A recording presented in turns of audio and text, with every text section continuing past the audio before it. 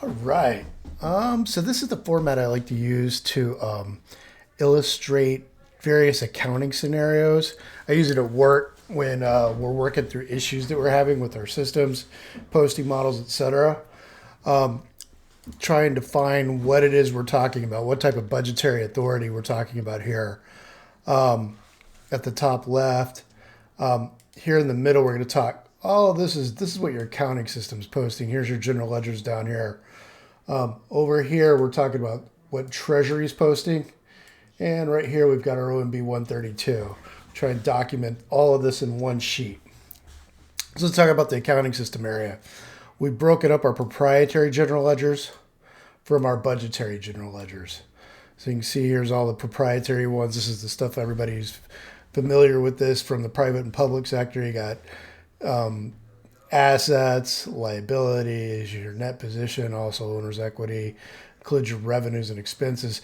And the federal government, we have this thing called unexpended appropriations. Unexpended appropriations is a subset of net position, sits alongside revenues and expenses. So there's our proprietary general ledgers. Over here we got our budgetary general ledgers. These are unique to the federal government. We've got our resources and the status of those resources. And status of resources, we're going to break it down. The first big breakdown is unobligated and then obligated. And then once you're in obligated, you have unexpended, expended, and expended and dispersed. So you'll see that breakdown there for the budgetary general ledgers. I've listed the account names along here for your reference. Their normal balance. Whoa. Their normal balance here. And their account number here. So you can see the assets are all in the 1000 series, liabilities, 2000 series, unexpended appropriations, 3100 series, unexpended appropriations, 3100 series. Your revenues are your 5000s, your expenses are your 6000s. Cumulative results of operations, that's where all your 5s and 6s are going to close, 3310. On the budgetary side, your resources are 41s through 43s. Statuses are 44s through 49s. All right, so that is the accounting system section. We're going to list our year right here. So year 1, year 2, year 3, maybe in the future on some of these other ones. The phase, unexpired, expired. We go over the importance of that in the appropriations law class. Business event. So what happened? What required an accounting transaction? You'll find the Treasury transaction number. You can go look these up in the USSGL, Treasury's USSGL, and reference them and say, hey, did Colin post the way Treasury said he should?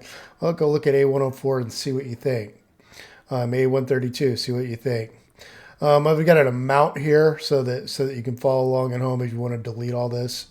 Down here at the bottom, I'm always going to have a post-close trial balance that we can look at, and kind of always go back and look at our trial balance and analyze what the trial balance is showing us. I'll put a few notes here and there in italics and say, hey, check this out. I think this is interesting. All right, let's talk about Treasury. So this is what Treasury is going to be posting alongside what we post. Whenever there is a cash transaction, we're going to see Treasury post something as well. Anytime we hit fund balance with Treasury, Treasury adjusts their fund balance. That's 1010. You're going to see these Betsies. These Betsies tell Treasury, these are like codes that tell Treasury what we're doing over here. Not just they have $100, but also that AP indicates, hey, they got an appropriation. This DIS means we disperse some monies from appropriated funds. So DISGF. So you're going to see these Betsies alongside it.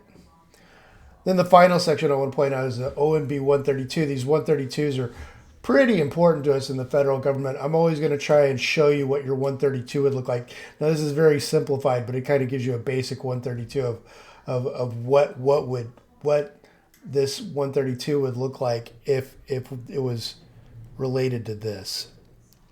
All right, so that's the lay of the land here. And what we're going to do is I'm going to delete all this, and we're just going to walk through and post it all in the other classes. But this is the geography of what we're working with. All right, thank you very much.